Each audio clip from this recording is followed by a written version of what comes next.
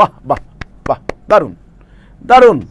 কেতাল তো নিজেরা করবেন না, জেহাদ তো নিজেরা করবেন না, ধর্ম ব্যবসা করে জীবন পার করে দিবেন সিদ্ধান্ত নিয়েছেন। আসলে এটা কোনো ধর্মীয় সমাবেশ ছিল না, এটা হেফাজত ইসলামের ব্যানারে হিজবুত তৌহিদের বিরুদ্ধে একটা উস্কানিমূলক একটা মব সৃষ্টি করার জন্য, একটা তাণ্ডব সৃষ্টি করার জন্য তারা এই চেষ্টা করেছে। ফজরের নামাজের পর থেকে আমার নামে মিছিল দিলেন, সেলিমের চামড়া তুলে নিব আমরা।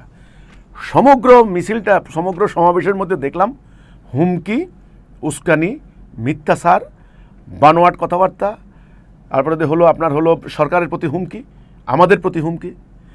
এরপর আপনাদের কর্মীরা দেখলাম সেখানে আমার কুশপুত্তলিকা নিয়ে, আমার ছবি দিয়ে আমাকে ডাকাডাকাই করছে, জুতা মারতেছে। এই যে ক্রোধ, এই যে আক্রোশ, এই যে ক্ষোভ, এই যে আপনাদের ভেতরে এই যে ক্রোধোন্মত্ততা আমি দেখতে পেলাম আপনাদের ভিতরে আর কি। আমার কথা হলো কারণটা কি, কেন, ওয়াই? আপনারা এই যে এতগুলি আলেম ওলামা একত্রিত হলেন, কথিত তথাকথিত, আমি আবার বলছি, স্ট্রিক্টলি বলছি, আপনারা আলেম নন, ইম্পসিবল। আজকে মাইজদি শহরের মানুষ সাক্ষী, ফেসবুকের মাধ্যমে লক্ষ লক্ষ কোটি কোটি মানুষ সাক্ষী। আপনারা এখানে একটা কথা ইসলামের কথা বলেন নাই, দিন প্রতিষ্ঠার কথা বলেন নাই।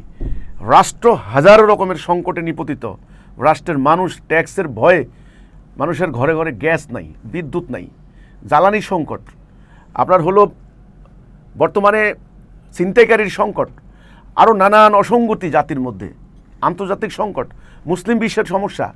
কোনো বক্তব্য আছে আপনাদের? নাই, নাই। আচ্ছা, ইসলামের সুমহান আদর্শের কথা, ঐক্যের কথা, শৃঙ্খলার কথা, ভ্রাতৃত্বের কথা কিছু আছে? নাই, কেউ পায় নাই। আমি যেটা বলেছি।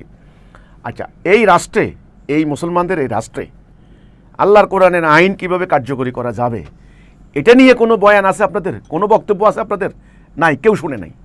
ইসলামের জেহাদ করতে হবে কেতাল না, বরং কেতাল কেন করতে হবে, কেতালের কথা আমি কেন বলি, আমার ওইটুকু কাটিং করে দিয়ে আপনারা সরকারকে নজর আনাইছেন যে আমি জঙ্গি, এটা প্রমাণ করার জন্য।